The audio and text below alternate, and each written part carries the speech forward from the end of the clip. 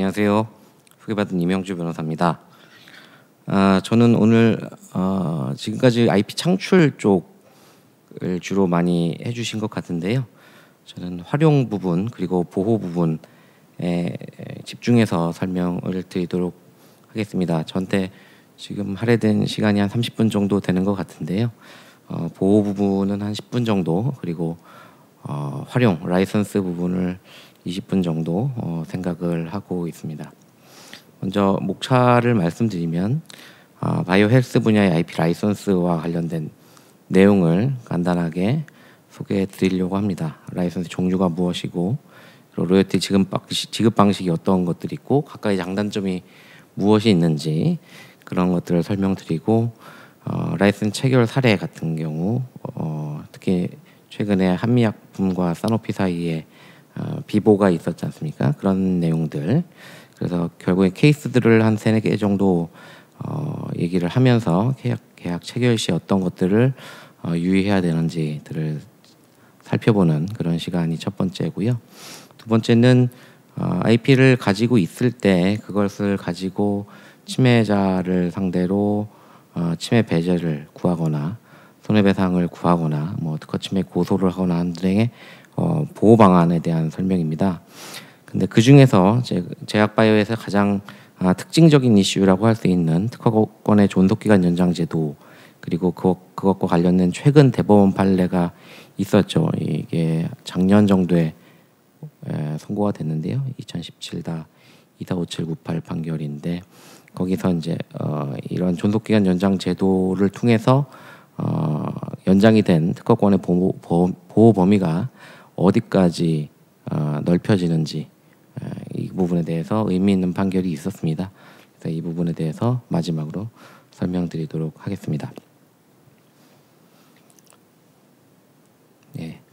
IP 라이선스는 많은 분들이 알고 계시겠지만, IP라는 게, 특허라는 것이 본질은 공개에 있죠. 대중에 공개하는 것이 특허의 본질입니다. 다 자기가 개발한 것을 혼자만 가지고 있고 외부에 공개하지 않으면 산업 발전이 되지 않으니까 그런 자기가 발명을 한 것을 외부에 공개하라라는 것이 특허의 본질적인 제도의 취지입니다. 근데 그걸 자기가 열심히 노력해서 개발한 발명을 외부에 그냥 공개할 유인이 아무것도 없겠죠. 오히려 경쟁자들한테 좋은 일만 되는 것이고, 그래서 그 공개의 대가로 인센티브로 주는 것이 독점력이라고 하는 것입니다. 나만 할 수 있고 일정한 기간 동안 일정한 지역 내에서 나만 할 수 있는 그런 독점권을 부여받는 것이고, 그리고 그 독점권은 클레임, 청구항이라는 그 범위에 한정해서 독점력을 인정받게 됩니다. 그래서 그런 클레임이 벗어나는, 그 클레임을 보면서 아이디어를 얻고, 다만 클레임을 벗어나는 그 우회 설계, 회피 설계를 하면 그것은 당연히 특허권 침해가 되지 않고 자유롭게 그 회사가 사용을 할 수 있는 거죠. 그게 오히려 특허권의 본질에 부합하는 거죠. 특허라는 것이 공개를 해서 다른 회사, 경쟁 회사가 빨리빨리 기술 개발을 하게끔 하는 것이 오히려 특허권의 본질이기 때문에 그건 당연한 겁니다. 그러면 다시 돌아와서, 그럼에도 불구하고 특허를 공개를 하면서 독점력을 주는 이유는 특허권에 대해서 공개하는 데 대한 대가를 주는 것은 이 독점력을 주는 것이죠. 그 독점력은 다시 말하면 나의 허락이 없이는 내 해당 청구항을 실시할 수 없다는 겁니다. 그것을 라이선스라고 하고, 우리 법상 전용 실시권과 통상 실시권으로 나누어져 있어요. 이 전용 실시권, 통상 실시권은 법률, 한국 특허법에 의해서도 이렇게 구분이 되는 개념인데요. 전용 실시권은 일종의 등기 비슷하다고 생각하시면 됩니다. 우리 부동산에서 등기를 해놓는 경우랑 비슷하고, 통상 실시권은 등기는 하지 않고 그냥 양 당사자 간의 계약에 의해서 허락을 해주는 그런 것들을 이제 통상 실시권이라고 하죠. 그래서 근데 이제 이 바이오 헬스 분야에서는, 그러니까 전용 실시권과 통상 실시권의 가장 큰 차이는, 전용 실시권자는 특허권의 특허 실시도 원칙적으로 배제할 수 있습니다. 특약이 없는 한. 그러니까 내가 A가 특허권자인데 B에게 전용 실시권을 주면 해당 특허를 독점적으로 사용할 수 있는 건 이제 전용 실시권자 only B예요. 특허권자도 사용할 수가 없습니다. 그렇기 때문에 전용 실시권자는 거의 뭐 특허권을 양수받은 것과 거의 유사한 정도의 가치를 가지게 되겠죠.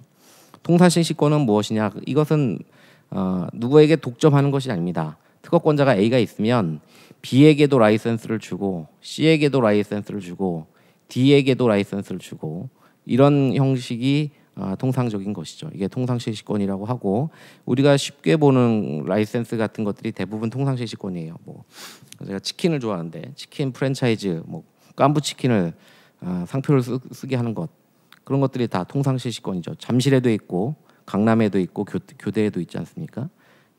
이런 식의 여러 가지 라이센시를 둘 수 있는 것이 통상실시권의 예입니다.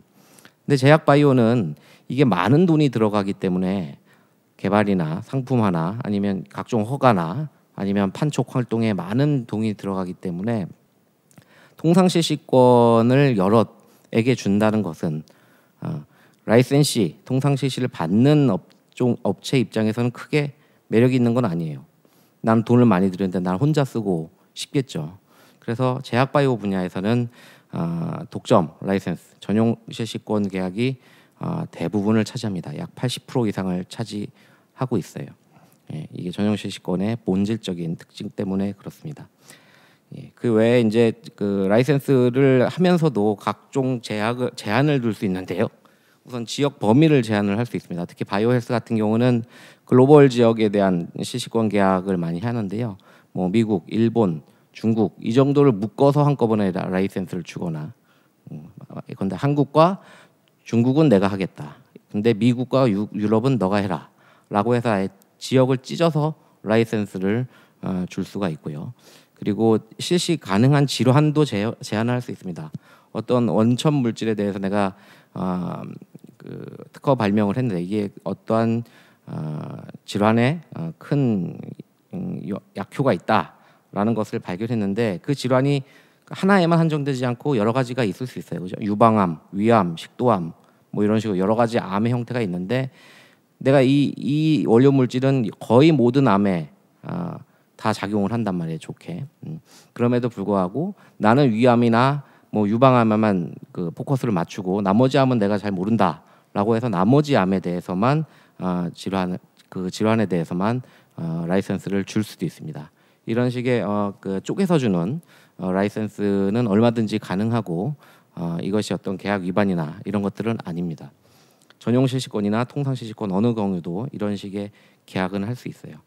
그 라이센스를 주면 독점권을 내가 그 사람한테 포기하는 것 아닙니까? 그러니까 이 세상에 나만 쓸 수 있는 것이었는데 이제 내가 얘한테 허락함으로써 얘가 이 세상에서 나 말고도 쓸 수 있는 사람이 생긴 거잖아요.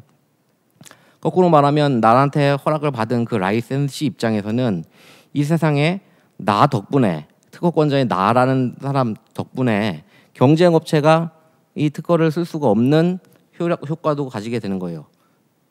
반사적으로 내가 독점력을 가지게 되는 거죠. 그러니까 그거에 대한 반대급부를 줘야겠죠. 영어로는 뭐 consideration이라고 하는데 반대급부가 바로 여기서 말하는 로열티입니다.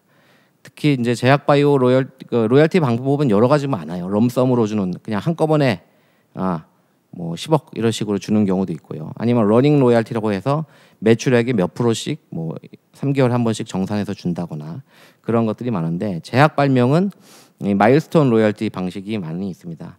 우리 축구로 치면 월드컵으로 치면 1차 예선 끝나고 2차 예선 끝나고 3차 최종 예선 끝나고 조별 월드컵 본선 가서 조별 라운드 하고 16강, 8강 가면 갈 때마다 돈을 각 라운드를 통과할 때마다 돈을 주는 그런 식의 그 로열티 양식이 많습니다.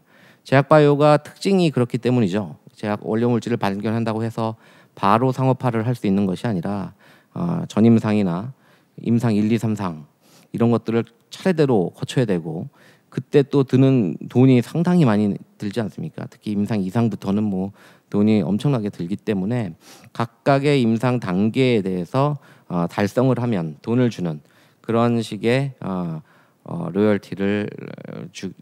로열티 계약을 하게 됩니다. 이게 또 뭐가 중요하냐면 이 제약 발명은 의외로 무효되는 경우가 꽤 있습니다.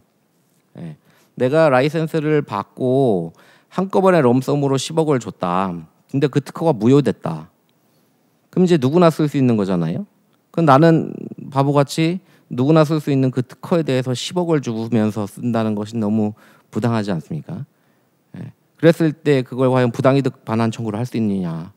이거 특허 무효된 건데 왜 내가 너한테 돈을 줬냐? 내가 준 거 갖고 와라고 할 수 있냐? 우리 법원은 할 수 없다라는 것이 판례입니다. 기본적으로 부당이득 반환 청구는 할 수 없다. 다만 장래에 대한 것은 지급을 거절할 수 있다라고 하고 있어요. 장래에 대해서 이미 준 거는 반환을 구할 수는 없고 장래에서는 이제 안 줘도 되죠. 왜냐하면 이제부터는 내가 뭔가 얻는 게 있어야지 그거에 대해서 돈을 주는 거니까. 근데 마일스톤이 바로 그런 것을 잘 반영을 하는 거죠. 예. 계약 체결 시에 35만 달러를 주고 뭐 임상 1상 개시할 때는 125만 달러를 줬는데 임상 3상에서 내가 실패를 해서 180 그다음부터는 안 줘도 되는 거죠. 그렇게 되면 이제 쓸 수가 없으니까. 예. 그동안에 어떤 것은 내가 개발하기 위해서 초기 비용을 든 것이고 이런 식의 어떤 제약바이오의 특징이기 때문에 마일스톤 로열티 방식을 많이 사용하고 있습니다. 이 부분은 특허 무효와 관련된 부당이득 반환과 관련해서도 의미가 있는 과금 로열티 체계다 말씀드립니다. 예, 이 한미약품 기술 수출 관련해서는 뭐 맨 처음에 되게 좋은 기사가 많이 났었죠. 드디어 뭐 퀀텀 프로젝트를 완성을 해서 글로벌 제약 업체한테 약 5조 상당의 라이센스를 했다.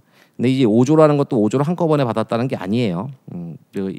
당연히 아시겠지만 맨 처음에 프론트 라인에서 돈을 받는 것도 있고 각각의 마일스톤을 다 통과했을 때 그때 이제 총 이 돈을 받게 되는 것인데 이게 이제 나중에 기술 개발 단계에서 사노피에서 계약 조건을 변경을 통보를 하죠. 그래서 뭐 이미 줬던 2,470억을 반환한다거나 원료 물질 몇 개에 대해서는 뭐 그냥 비용을 내가 안 내고 한미가 다 내는 것으로 한다거나 이런 식의 어떤 계약 변경을 계약 조건을 변경하게 됩니다.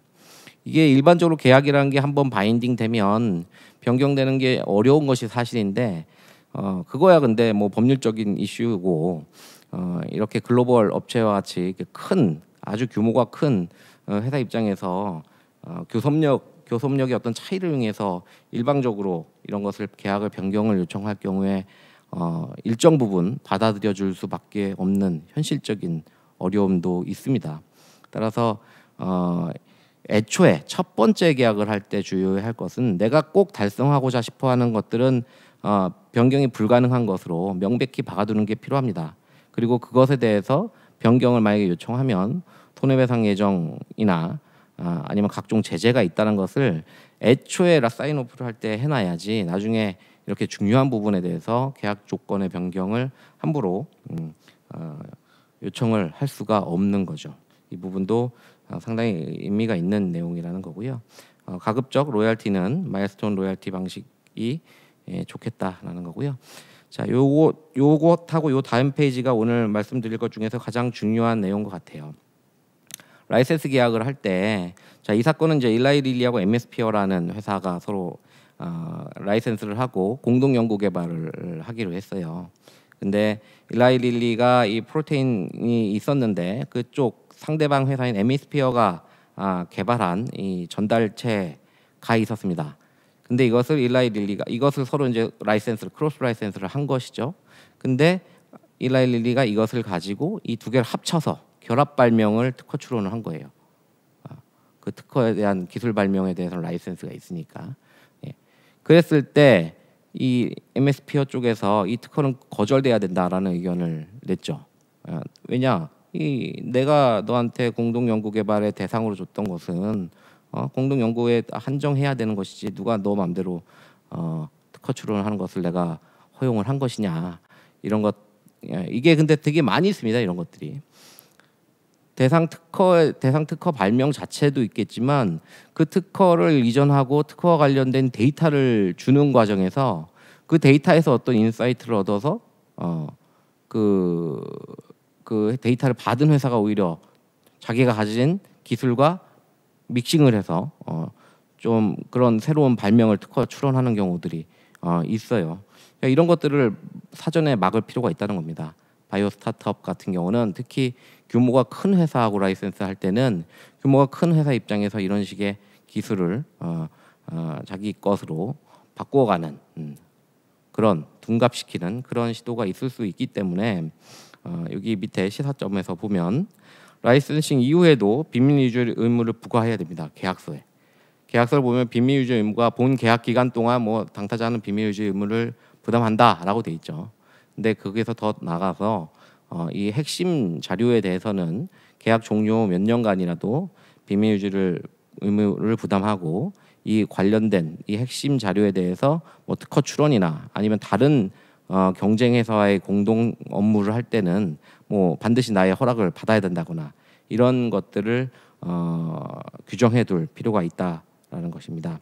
맨 마지막이 이전 기술과 밀접하게 관련된 새로이 개발된 기술은 다시 엠미스피어에게 권리를 기속시키도록 한 규정이 있었어요. 이 사건에서 일라이리하고 엠미스피어 사건에서 라이센스를 해주면서 밀접하게 내가 너한테 일라이 릴리에게 주었던 기술과 밀접하게 관련된 새로운 개발이 있다고 하면 새로운 기술이 있다면 그것은 기본적으로 엠미스피어의 권리가 기속된다라는 규정이 있었기 때문에 이 규정을 근거로 이 특허 출원에 일정한 거절 의사를 표시를 이견을 표시할 수 있었고 성공할 수 있었던 것입니다. 이런 것들이 뭐 너무나 당연히 있어야 된다. 너무나 당연히 상도의상 그래야 된다라고 생각하실 수는 있겠지만 이런 것들이 막상 라이센스 계약서에 담겨져 있지 않을 때 이걸 막상 상대방이 이런 행동을 할 때 법적으로 이것을 제재하는 것은 그렇게 쉬운 일이 아닙니다. 네. 그렇기 때문에 이런 것들은 라이센스 계약서에 좀 잘 써야 될 것 같고요. 요건 좀 디테일한 내용인데요. 이거 보시면 마일스톤을 누가 주기로 했냐면 B가 주기로 했거든요. B가 A 회사한테 뭐 여기 보시면 아토피 개선 효과에 대한 시험 결과가 합격되면 B가 A한테 돈을 주기로 돼 있어요. 근데 그걸 누가 통지하냐면 B가 통지를 하는 거예요. 이 계약서에 하면 B가 실험을 해서 이게 거기에 통지를 하면 그걸 내가 A한테 통지를 하고 그 결과를 그리고 내가 돈을 준다는 거죠. 그러니까 돈을 줄 사람이 통지를 하게 돼 있는 거예요. 규정이 이렇게 돼 있으니까 돈을 주기 싫은 B 입장에서는 또는 뭐 여러 가지 뭐 다툼이 있을 수 있지 않겠습니까? A하고 B하고 같이 이렇게 사업을 하다 보면 다른 어떤 요구 사항을 관철하면서 통지를 안 하면서 나 통지를 안 했으니까 아직 지급길이 도래하지 않았다라는 주장을 할 수가 있습니다. 그래서 지급 그 마일스톤 로열티 지급 의무자가 일정한 어떤 그 마일스톤을 달성시키는 그런 조건을 결정할 수 있는 그런 지위에 있도록 쓰면 안 됩니다. 계약서에. 이게 그렇게 돼 있는 거죠. 뭐 만약에 이걸 대안을 한다면 B 회사가 수행한 연구에서 시험 결과가 합격되었음을 B 회사가 A 회사 서면 통지하는 게 아니라 제3자가 뭐 A의 요청에 의한 제3자가 뭐 합격되었음을 확인한 경우에 그 경우는 B는 A에게 약정 금액을 지급한다. 이런 식으로 써야겠죠. 두 번째는 이건 실제 제가 했던 사건입니다. A하고 B하고 같이 그 공동 연구 개발했는데 거기 규정에 본계약 체결 후에 B 회사가 계량 기술을 개발하는 경우 계량 기술이 특허 기술과 이용 관계에 있는 경우 이걸 공동 소유하고 그 외의 계량 기술은 그러니까 이용 관계가 아닌 계량 기술은 B 회사 단독 소유로 한다. 이렇게 되어 있었거든요.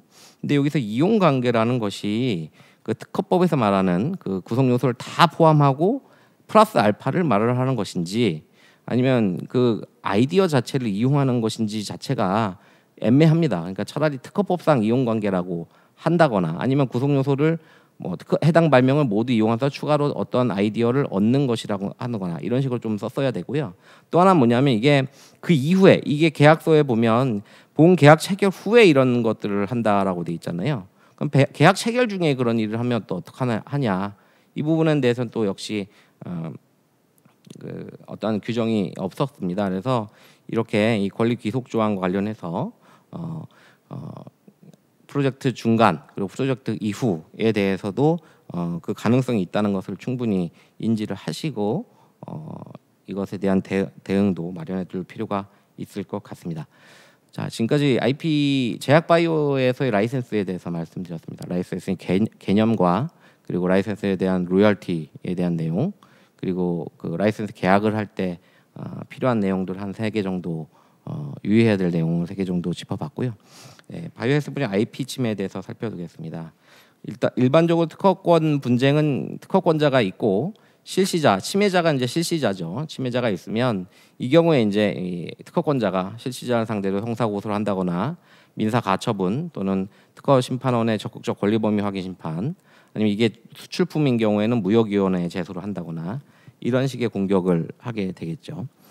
그러면 이 방어자 쪽에서 실시자 쪽에서 할 수 있는 것은 해당 특허가 무효라는 무효 심판 또는 소극적 권리 범위 확인 심판 등을 할 수 있겠고, 이러한 그 분쟁이 어느 정도 진정 국면에 가면 뭐 판결로 날 수도 있지만 화해나 라이센스 계약으로 이루어지게 됩니다. 결국에는 이게 라이센스 계약 쪽으로 가게 된다면 아까 제가 지금 말씀드린 로열티, 라이센스에 대한 그런 주요 내용들을 생각을 하셔야 될 것 같아요. 그러니까 우리가 실시자 쪽이라고 하면 또는 뭐 특허권자여도 역시 라이센스 계약 조건이 되게 중요하겠죠. 그러니까 일반적으로 라이센스라는 것은 로열티를 받기 위한 그런 어떤 도구로서의 의미도 있지만 결국엔 특허 침해자를 내가 잡았을 때, 특허 침해를 잡았을 때 그 사람과 어떤 그 법률 관계를 정리할 때도 이 라이센스라는 개념이 필요하게 될 것입니다.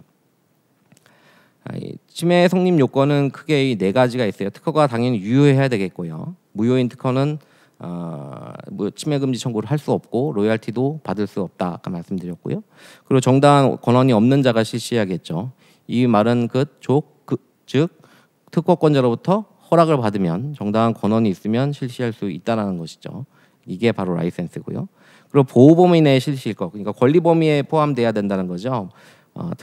특허권의 그 침해에 해당하는 걸 전제로, 그러니까 모든 구성 요소를 실시자가 가지고 있어야만 침해가 성립하는 것이고, 뭐 맨 끝에 업으로 실시할 것, 이거는 행위태양에서 당연히 필요한 내용일 것 같아요. 근데 제가 여기서 말씀드리고 싶은 거는 이 특허권이 유효할 것과 보호 범위 내에 실시일 것, 이 2가지에 대해서 간단하게 말씀드리려고 합니다. 특허라는 것이 기본적으로 유효해야지만 독점력이 있는데, 이 제약 바이오 쪽의 발명은 이 실제 이 상업화해서 돈을 벌기 위해서는 그냥 팔 수 있는 게 아니잖아요. 식약처나 뭐 여러 가지 관계 기관의 허가를 받아야 됩니다. 근데 그 허가를 받는데 상당한 기간이 들어요. 뭐 3년, 뭐 5년, 뭐 임상도 해야 되고. 그런데 그게 그냥 시간만 드는 것이 아니라 돈도 많이 들죠. 돈도 엄청 많이 들어요. 임상하는데. 그러니까 우리 특허라는 것은 많은 분들 아시겠지만 특허 출원일로부터 20년이지 않습니까? 내가 오늘 2021년 11월에 특허 출원을 했으면 2041년 10월 1일까지 특허권의 효력이 있어요. 2041년, 20년이니까. 근데 이게 출원한다고 바로 등록이 안 되잖아요. 등록되는 데까지 한 뭐 예컨대 1년이 걸린다. 그러면 2022년 10월 1일부터 2041년 10월 1일까지 19년 동안 독점권을 갖게 되는 거죠. 그죠? 근데 이 의약품, 농약 발명 같은 경우는 그렇게 특허를 받았다고 해서 지금 19년의 효력이 있는 게 아니죠. 왜냐? 이걸 내가 오늘 특허 출원을 하고 허가를 신청했더니 허가가 2026년 10월 1일에 나오는 거예요. 허가가. 그러면 5년을 까먹은 거잖아요. 그러니까 15년밖에 내가 독점력을 행사할 수밖에 없는 거예요.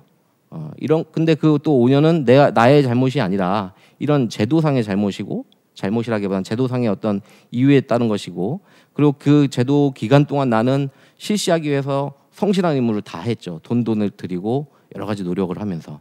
그래서 그렇게 까여진, 없어진 그 실시 기간만 그 기간만큼, 독점력 기간만큼 특허권의 존속 기간을 연장해주는 제도가 있습니다. 이게 한국 특허법뿐만 아니라 뭐 글로벌 모든 그 특허법에 거의 있다고 보시면 되는데요. 그게 특허법 89조입니다. 특허 발명을 실시하기 위해서 다른 법령에 따라 허가를 받거나 등록 등을 해야 하고, 그 허가 또는 등록을 위하여 이런 시험을 장기간이 소요되는 경우에는 5년의 기간까지 특허권의 존속 기간을 한 차례 연장할 수 있다라고 하고 있어요. 이게 제약 바이오 특허의 중요한 거죠. 그리고 글로벌 업체에서도 이걸 그래서 많이 이용하죠. 소위 에버그리닝 전략이라고 해서 원료 물질에 대해서 특허를 먼저 내고 제약 형상에 대해서 특허를 또 내고, 또 복용 방법에 대해서도 특허를 내고, 그리고 또 그 특허가 어느 정도 끝나갈 때쯤이면 존속 기간 연장을 해갖고 또 특허를 또 하고 또 나중에 급기야 상표에 대해서 또 특허를 또 상표권을 받고 이런 식으로 말 그대로 상록수처럼 에버그린하게 독점력을 행사하려고 하는 그런 시도가 있습니다. 이런 특허권이라는 제도를 이용해서. 그래서 또 그것을 제동을 하기 위해서 공정거래위원회가 특허권 남용 이런 심사를 하기도 하죠. 자, 좀 나갔는데 다시 돌아오면 특허권이라는 것은 특히 제약바이오 특허권이라는 것은 이런 등록 허가에 대한 기간 때문에 존속 기간이 연장될 수 있다는 것입니다. 그래서 30년이 지나도 독점력을 행사할 수 있는 20년이 지나도 독점력을 행사할 수 있는 가능성이 있는 거예요. 그런데 이게 무작정 많이 인정하면 안 되죠. 아까 말씀드렸지만 이 존속 기간을 연장한 이유는 해당 품목에 대해서 허가가 되기 때문에 그런 거잖아요. 해당 품목. 그래서 이 특허권 효력이 어떻게 돼 있냐? 연장 등록의 이유가 된 허가 등의 대상 물건 거기에 한정해서 효력이 미친다고 하고 있어요. 거기 한정해서. 예컨대 내가 ABC라는 물질을 가지고 어떤 발명을 특허 청구항을 냈는데 ABC라는 것으로. 근데 내가 그 ABC를 이용하되 플러스 D라는 어떤 부형제를 첨가제를 넣어서 만들어진 A 플러스 B 플러스 C 플러스 D라는 그 플러스라 이게 교집합의 개념입니다. A도 있고 B도 있고 C도 있고 D도 있는 이 의약품에 대해서 내가 허가 신청을 했어요. 그래갖고 이게 그래서 시간이 5년이 걸렸다는 거죠. 그 경우에는 A와 B와 C와 D가 있는 거기에 대해서만 효력이 인정이 된다는 거예요. 특허 청구항은 A하고 B하고 C라고 돼 있지만 이해 가시겠습니까? 그러니까 특허권 자체가 25년이 다 연장이 되는 게 아니라 특허권 중에서 실제 연장 등록이 이유가 된 그 대상 물건에 대해서만 특허 발명의 그 효력이 특허권의 효력이 미친다라는 것이 존속 기간제도의 또 하나의 특징인 거죠.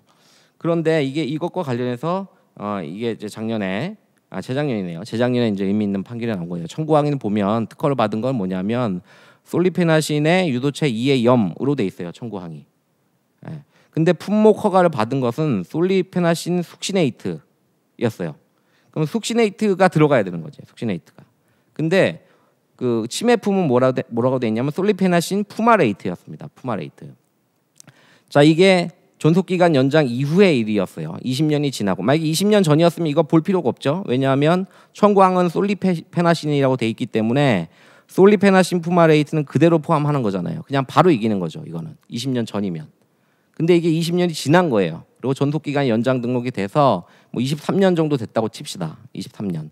근데 아까 말씀드렸지만 그 존속 기간에 효력을 미치는 것은 해당 품목 허가 화합물에만 미친다고 했잖아요. 그러면 솔리페나신 숙시네이트까지만 미치는 거죠. 그 두 개가 된 교집합인 것. 그런데 이게 지금 이 제품은 솔리페나신 푸마레이트지 않습니까? 엔드가 숙시네이트가 아니라 푸마레이트가 들어간 거예요. 그럼 다른 거지 않습니까?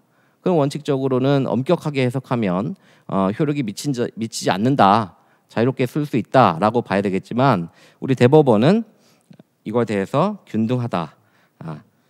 여기 어차피 청구항에 2의 염이라고 되어 있고 숙시네이트나 푸마레이트는 통상의 기술자들이 쉽게 바꿀 수 있고 이건 뭐 부형제에 불과하기 때문에 주성분은 어차피 그 솔리페나신이라는 것이 동일하기 때문에 이 경우는 마치 특허의 균등침해와 같이 균등침해의 법리를 이용해서 품목 허가를 받은 숙시네이트하고 푸마레이트를 균등한 것으로 보고 효력을 인정한 겁니다. 그러니까 침해를 인정한 사건이에요. 다시 말해서 이 판결은 우리 특허법 89조 그러니까 95조 특허권 연장되는 특허권 효력을 범위를 좁혀놨지 않습니까? 근데 그것을 규범적으로 좀 더 한번 좀 넓혀주는 그런 식의 그런 판결이었습니다. 이게 제약 쪽에서는 상당히 좀 의미가 있었던 사건이었습니다. 예, 제가 오늘 발표할 내용은 여기까지입니다. 라이센스하고 특허권 침해에 대해서 살펴봤고요.